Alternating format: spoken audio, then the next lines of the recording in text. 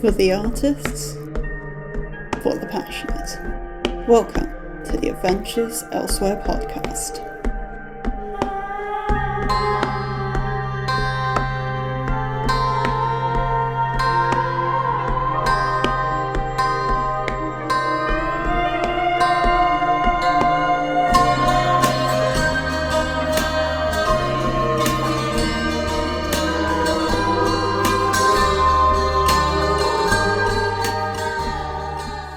Alright, hello everyone and welcome back to the Adventures Elsewhere podcast, or welcome if it's your first time. I am your host, Jade Black, and today I am doing something a little different.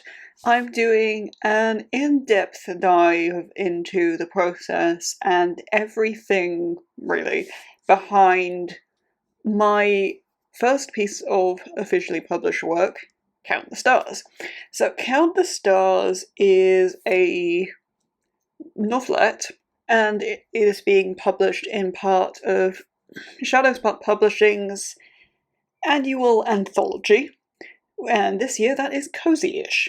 I joined Shadowspark in late September / early October of 2023, and when I got in there, I think it was only a couple of weeks after I joined that the full brief for the anthology was announced.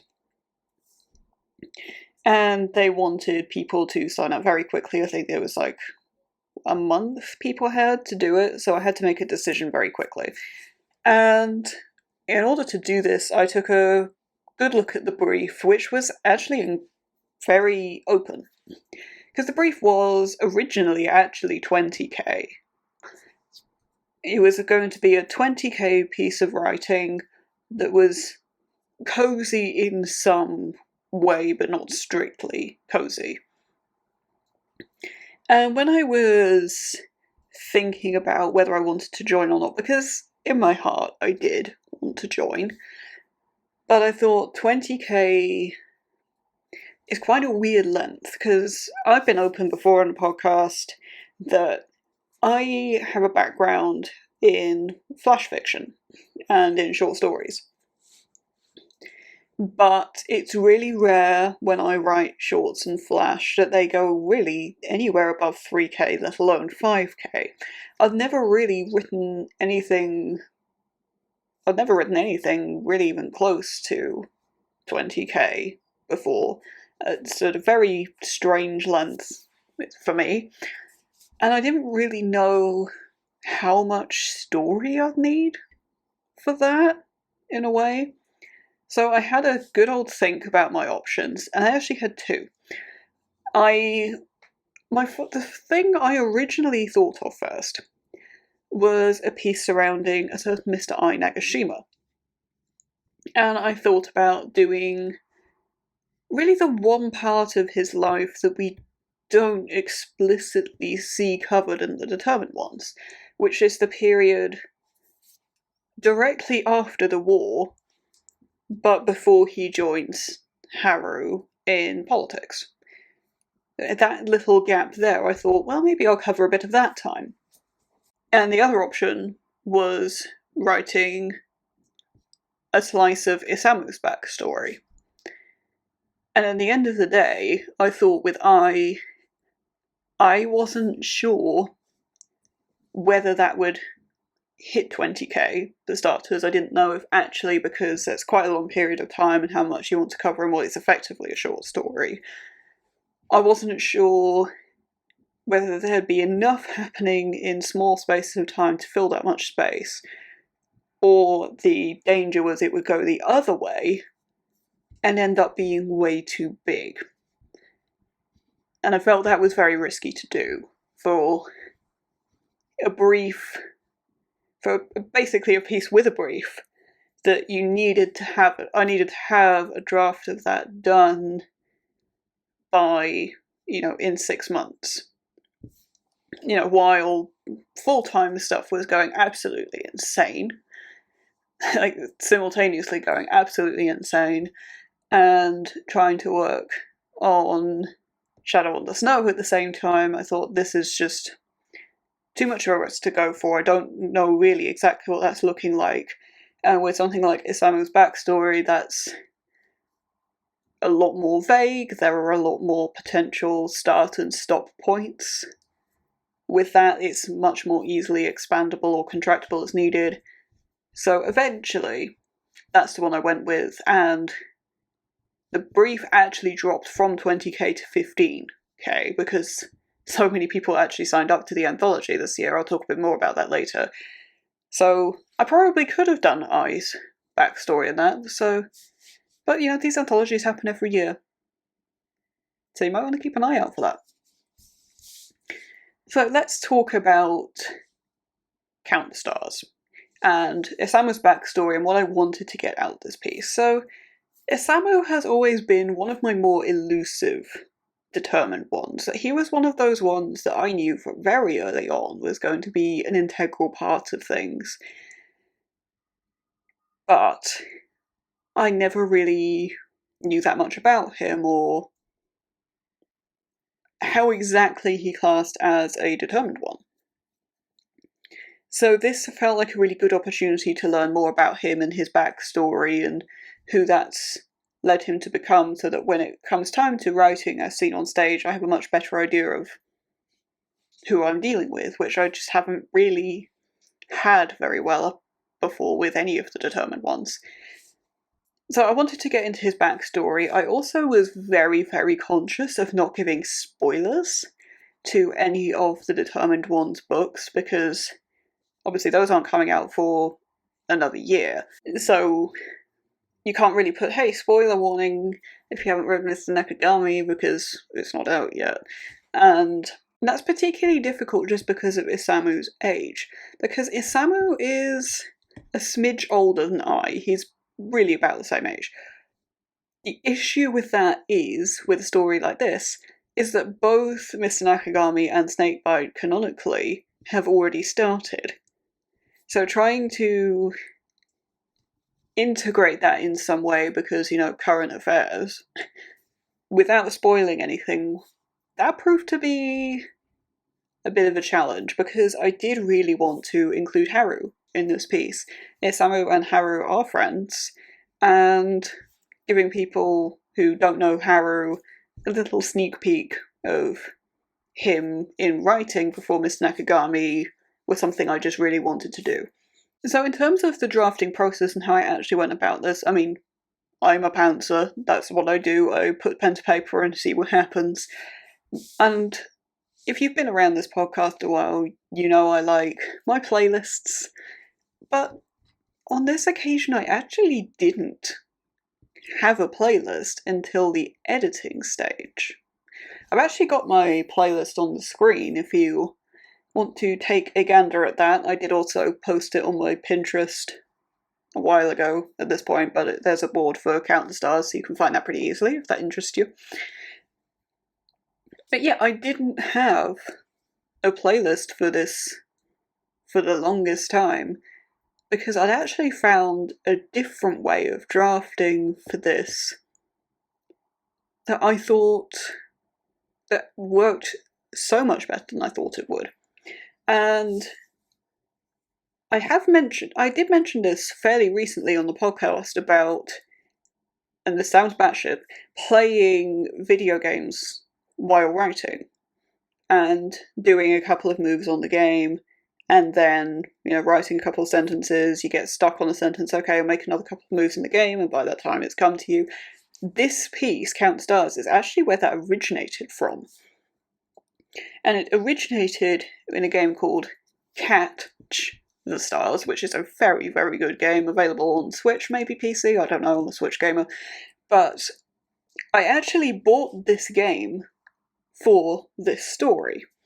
Not because of, titles or anything like that, because I didn't have a title for Count Stars for the longest time, but just because I knew that Isamu likes stargazing. That's one of the things he really enjoys doing. And I don't really know shit about constellations. I don't. And I thought, well, a game like that's all about, different constellations and things. Obviously, their night sky and constellations are going to be different, but there'd perhaps be an amount of understanding there, and might help me think about how to write those sorts of scenes. And it actually really did help with that. And Catch the Stars is a game where you have different levels, so you have a level and you move on to the next one. So the idea of writing a bit, getting stuck, then doing a bit on the game, and then continuing on, so flitting between the two, actually works really well with that sort of game format. And that's basically how I wrote almost the whole piece besides the first 2K. The first 2K I did, I think, pretty much just cold. And then the rest of it was that process. Which meant I didn't make a playlist until edits. The playlist came about much later because I tried to actually do a bit of editing while playing a game. I did try and do that, but I didn't find that worked. I think it's something that could work, especially in the sort of early rounds of edits, but that's something I want to toy with more, knowing this drafting and gaming thing works so well. That's something I do want to experiment with, but that didn't work, so I ended up going for the playlist route instead because time, as much as anything. And I've mentioned before on this podcast, probably a while ago at this point, that playlists really for me are about reminding myself that this is an art form at the end of the day, and having tone and everything in mind while editing is key, especially with this piece, because, I'm a thriller writer. I write thriller, I write horror, I write noir, I write those sorts of genres. I'm multi-genre, I can, do other things, but I main dark literature and tragedy and things like that, and cozy, it's more than slightly different. So having that constantly there in the background actually became really, really important. And vibes also became really important for internal art, because that was one thing we were allowed to do as participants in the anthology, was have one piece of art for our story. And I think everyone has done this, I would imagine so. And most people, have commissioned artists to do that. Me being an artist, I thought, well, I'll have a crack at that myself, because why not? As much as anything, just do something different. And by then I did have a title in Count the Stars, because I just liked it. I did toy with Count the Raindrops instead, but Count the Stars because Isamu does so much stargazing and it means so much to him, and it's kind of how stargaze. I don't know. It made sense to me. I went with sort of aesthetic, vibey title because cozy, basically, and that became important to me for internal art as well, as thinking about, vibes and coziness as opposed to necessarily lore accuracy. And it was a very different artistic process to me. So one thing I wanted to do, because Catch the Stars helped me draft it so much and helped nail the vibes and all of that so well, I did want to pay an amount of homage to that in art. So the art piece is actually on the screen here. It's very different to my usual style because of that. Catch the Stars is it's quite cartoony in its own way. It has very distinct planes of depth done in a comic style, so I thought I'd try and emulate that, and that was actually really fun to do and figure out exactly what I wanted on the art, and sort of keeping it a lot simpler than my art usually is to sort of fit with that. So I knew I wanted a Samu there, and I wanted him with a cup of tea, because tea comes up quite a lot, surprise, in this piece, and the guitar, because the guitar is important, and the fox, because foxes are in there as well and important. But having that all in silhouette, but also clear, and that was really fun to play with. The most difficult part was actually doing the constellations, because I've never drawn constellations before. I did a while ago at this point. Now it's probably nudging 2 years ago. That's a bit scary. Actually, more like, yeah, longer ago than I want to think about. I did a thing with constellations in Unreal Engine, but that was in a completely different sort of surreal, realistic style. So that's the only time I've really done constellations. I didn't really have much of a reference for that within my own art. And especially because I was toying with different style here, that actually was quite difficult to do. That took me quite a lot of tries, but I'm really happy with how those turned out. And I want to give a shout out at this point to fellow SSP author Ross Dando, who is the author of newly released A Gift of Words, which is middle grade fantasy. Because I actually took a slice of this image and gave it to her to animate, and she did a really, really good job with it. I love what she's done with it. I don't have that on the screen, but you can check out my pinned tweet on Twitter to see that. It's also on the Count the Stars Pinterest board as well. So you can go take a look at that. She did a really good job with that. Really happy with it. So these are all the things I wanted to do with Count the Stars. I wanted to get, a better understanding of Osamu and his backstory without spoiling things, give a little sort of teaser of who Haru is, and, really try and push myself artistically as an artist with the art, and also as a writer with doing something surprisingly far out of my comfort zone and tackling that. And I think I did really well with those things, but I got a lot more than I bargained for with this piece. Osamu has always been the guy who knows too much. That's kind of his thing, that he just knows a lot of things that he shouldn't know.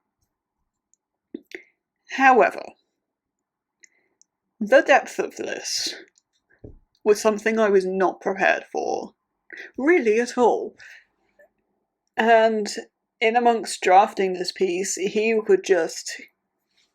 I ended up with so much lore and learning of lore that I had no idea was a thing, and stuff harkening back to Imperial times and real details in Imperial times that I had no idea were going to come up and certainly wasn't expecting to find, and the things that opened my eyes to it was very interesting, and it actually played a bit of a role with Shadow on the Snow as well, because I was working on the two projects semi-simultaneously, although Count the Stars did end up taking the forefront because deadlines. But all of the Imperial side of things and the spiritualism that creeps in at points and Isamu's interpretations of that made me think differently about how that crept into Shadow on the Snow and what that meant there, and actually helped me draft that. It was a very strange process from that.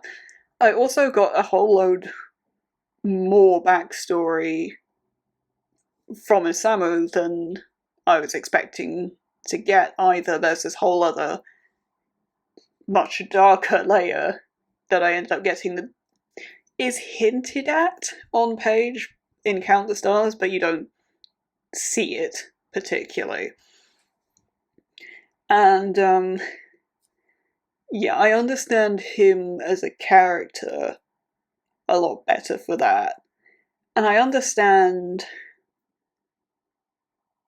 a lot more of just the continent at large with all of... because he operates in a very different space to some of my other characters. He comes from a very different background and has taken a very different path. So you see very different areas of society, and that crosses over with just about everything else because of where Osamu ends up being. So you get a deeper understanding of all of that because of it, and it's been very eye-opening for me having written this piece, and I'm really glad that I signed up to the anthology to do it. And I really hope that you enjoy reading it. I think it's a very much a piece of my writing. It's very me, but it's also very different to what I do because it's not thriller. It is cozy, but the darkness is all still there. In this particular scenario, you just have to look a bit harder for it. Well, when we're besides the on-page murder, but The anthology is called Cozyish, and it's coming June 21st. It features 12 different Shadowspark authors, namely me, and there's also Corey Valley in there. I had the absolute pleasure to read his piece as part of the editing rounds, and it's really, really good. The Man Who Came with Winter. I highly recommend you keep your eyes peeled for anything and everything related to that, and totally not because I just absolutely adore the sort of main side character. Definitely nothing to do with that. It also features Caitlin Corvus, who is a well-known Shadowspark sort of horror and thriller, dark fantasy, urban fantasy author. Ashley Anglin, who does sort of fabulism and quite upmarket things. There's M.A. Phillips, who does romance. It's a super diverse anthology of different genres and very different takes on the brief. And it's just a really interesting read. So yeah, I think it's something that's a really exciting project. It's a very different project. So yeah, keep your eyes peeled for that, and not just for my piece by any means. No, there's a lot of really good stuff coming in there. And talking of interesting pieces by other authors, if you are published or on the way, please do get in touch. I would love to be a part of your journey.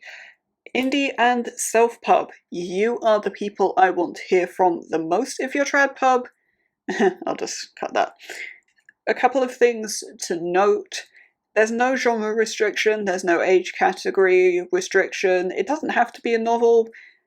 It's novellas, short story collections, poetry, whatever you've got, bring it in. Let's see what we can do. So you can do that via email. That's jade42black@gmail.com. There's a list of things I want to know in the description. Please include that in your initial contact. If you're looking for me elsewhere, well, I've mentioned a couple of things this episode already, but if you're looking for the podcast home, that is Instagram. That is jade_black21. You get soundbite teaser reels, advance notice of what the episode for the week is, other things as and when I experiment with them. I'm experimenting quite a bit at the moment, doing more stuff about other indie authors and some more things relating to that, so keep your eyes peeled over there on Instagram, jade_black21. I've mentioned my Pinterest a couple of times this episode. That's also jade_black21. And on there you can see a lot of more world building related stuff and some art on there that is exclusive to Pinterest as well. So there's a board dedicated to Count the Stars where you can see bits of art and a playlist, and you can see Ros Dando's amazing, honestly, animation that she did of my art piece, and a couple of other things on there. And you also get world building just for Hukai at large. I've got a whole set of pictures that sort of look a bit like Hukai, and there's a whole board about national flowers and what they look like for people who aren't so great with flowers, and a lot of things like that. So check that out. That's Pinterest, jade_black21. And if you want semi-live updates on my writing, then the number one place to do that is on Twitter. I'm jadeblack21 on there. And as I mentioned at the beginning of this episode, well, as I mentioned earlier in this episode, you can also see Ros Dando's animation there and my pin tweet. That's also my positivity thread that I do every day, even though I have no idea what date it is half the time. I get halfway through the month and I'm like, I don't know anymore. But hey, that will at least get a laugh out of you. But hey, it's at least a laugh. So yeah, that's Twitter, that's JadeBlack21. I also host the monthly Thrills prompts. So there's something for everybody, I think. I think that's about all I have for this episode. So, little reminder just for the end, Count the Stars is my anthology piece alongside 11 other Shadowspark authors in the anthology called Cozyish, which comes out on June 21st. So, until next time, friends, you have a wonderful rest of your day. Thank you for listening. If you enjoyed this episode, please consider leaving a like. It helps the channel a lot. Intro and outro music by me. Copyright JBlack 2024.